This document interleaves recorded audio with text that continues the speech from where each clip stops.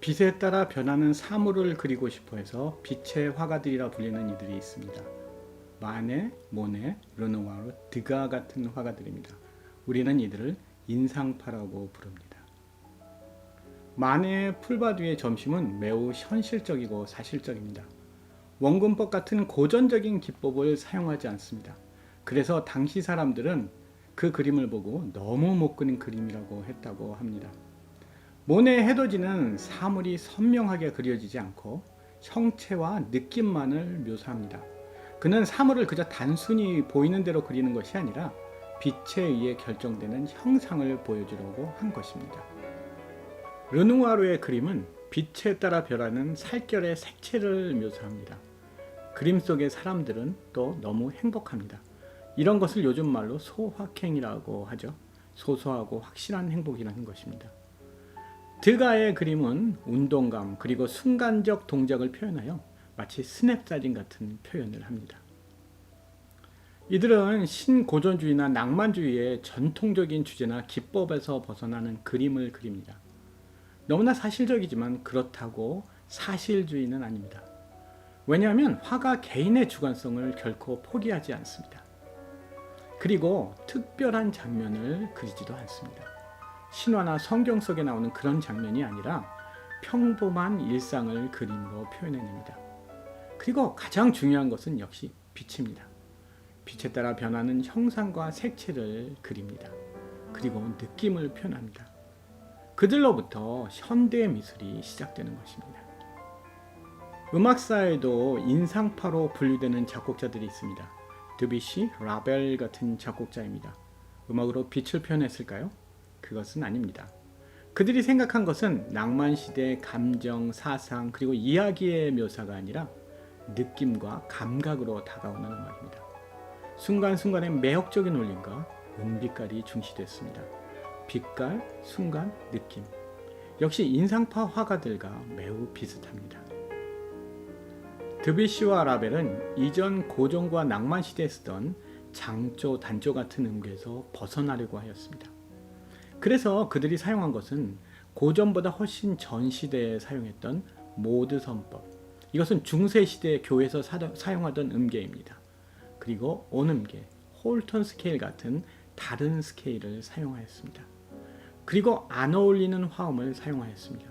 만약에 그 이전 시대라면 이런 안 어울리는 화음은 반드시 해결이 돼야 하는데 그런 해결이 없습니다. 이런 기법은 몽환적인 매력과 마법사적인 신비함을 주는 음악이 되었습니다. 드뷔시의 음악은 환상적이고 몽롱한 느낌을 주는 화음을 사용합니다. 그래서 전체적으로 곡이 좀 뿌연 그런 느낌입니다.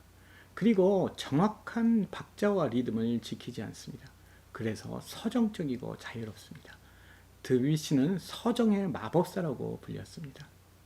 인상파 화가와 비교하자면 그의 음악은 모네의 그림과 매우 흡사한 것 같습니다. 라벨의 음악을 일컬어 스위스 시계 장인의 음악이라고 합니다. 한마디로 정밀하다는 것이죠. 그래서 그의 음악은 몽환적인 매력과 마법적인 신비함과 동시에 고도로 정밀한 기계장치 같습니다. 테크닉은 객관적이고 감정은 절제됩니다. 매우 감각적이죠. 그래서 그는 감각의 마술사라는 별명을 갖습니다. 라벨이 드뷔시와 매우 다른 점은 그는 그의 곡을 고전적 형식 안에서 작곡했습니다. 그러니까 소나타 폼이나 ABA 같은 형식 안에서 곡을 작곡한 것입니다. 그의 음악은 현대적인 감각과 색채적인 분위기가 넘쳐나지만 항상 형식 안에서 작곡됩니다. 라벨의 음악은 르누아르의 그림을 매우 닮았습니다.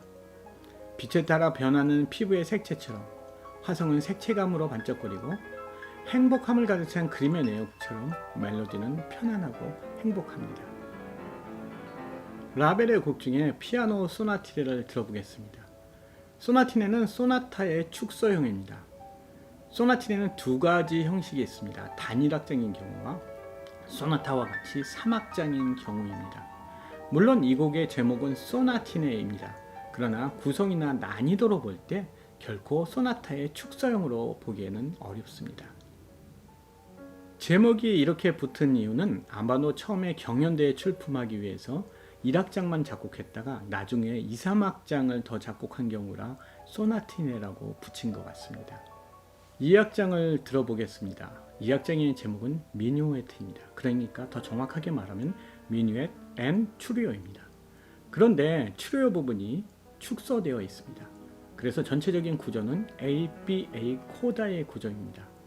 A 파트 첫 멜로디를 들어보겠습니다. A 파트는 항상 멜로디의 시작이 낮은 음에서 높은 음으로 오더 점프하면서 시작합니다.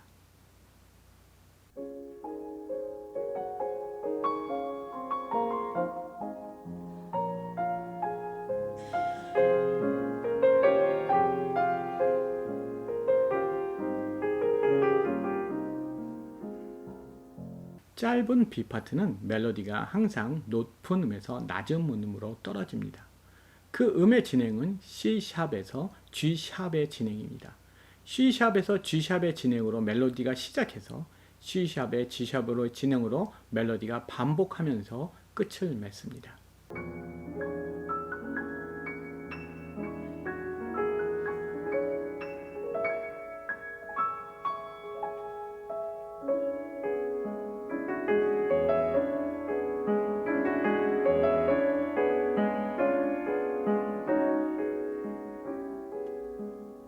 그래서 A 파트는 기분이 상승하는 것 같고 B 파트는 기분이 차분히 가라앉는 것 같습니다.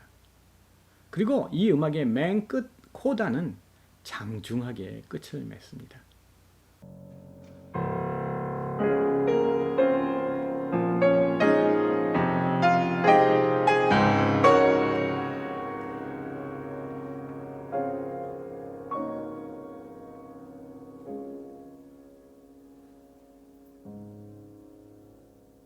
이 곡은 전체적으로 신비롭고 아기자기한 마치 요정이 춤추는 듯한 묘한 분위기가 라벨의 음악적 특징을 잘 보여주고 있습니다. 왠지 감각의 마술사라는 그의 별명이 너무 잘 어울리는 것 같지 않습니까?